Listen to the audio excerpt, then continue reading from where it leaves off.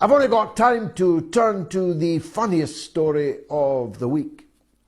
Joe Biden is currently holding a democracy summit in southern Africa. That's right, in the very place where the United States and the United Kingdom and France and all the other so-called West supported racist, apartheid, white supremacist states right up until the very end.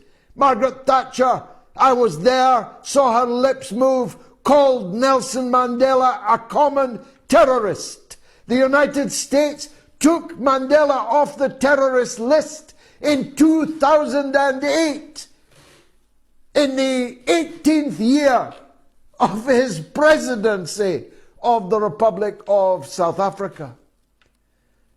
And I got to thinking when I saw a very harrowing picture posted by one of my friends on Twitter earlier this evening. It's a picture that deserves to be seen far more widely. You'll find it on my Twitter feed.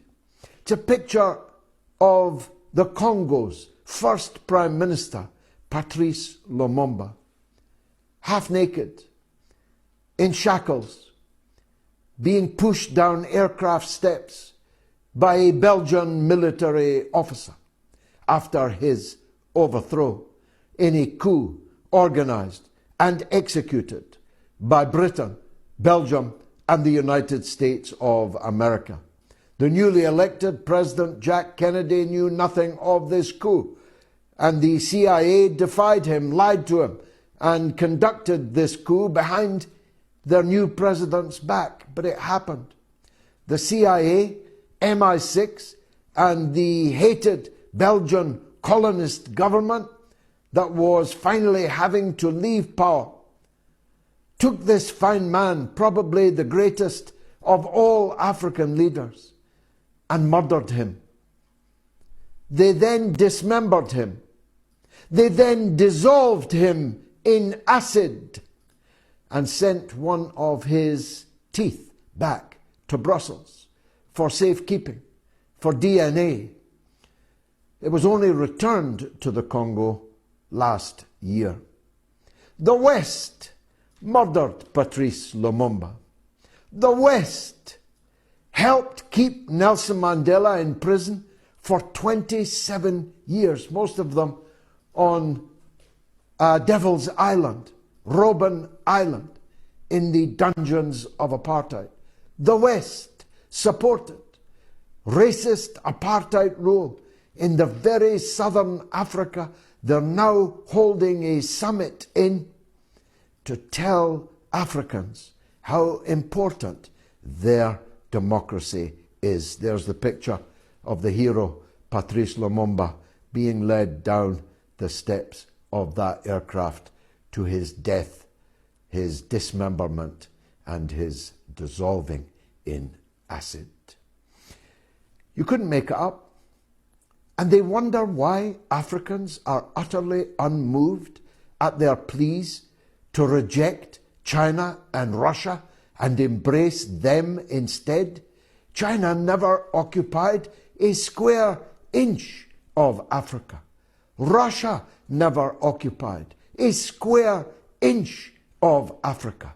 As a matter of fact, when the West was supporting apartheid and white supremacist rule in southern Africa, it was the Russians who were arming, financing, and providing the diplomatic skeleton, backbone for the worldwide activities of the anti-apartheid movement, of the movement for liberation in southern Africa. I have many times spoken at the Patrice Lumumba University for the Friendship of the Peoples.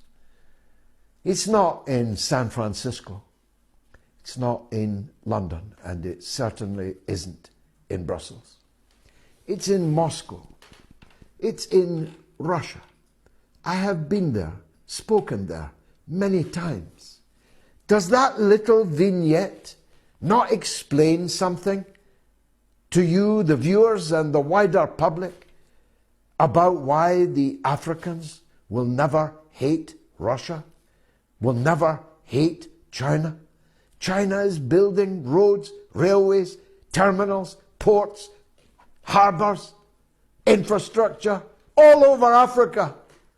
All the so-called West did was loot it and steal even the people of Africa themselves, chain them in the holds of ships, sailed them through the Middle Passage, tossing thousands of them overboard when they died as food for the sharks, and then those lucky enough to reach land were placed as beasts of burden in chains as slaves. You want Africans to support you, Mr. Biden, Mr. Sunak, Miss von der Leyen, Mr. Borrell, the people you just described as the people of the jungle while you sat in your garden. How does your garden grow now, Mr. Borrell?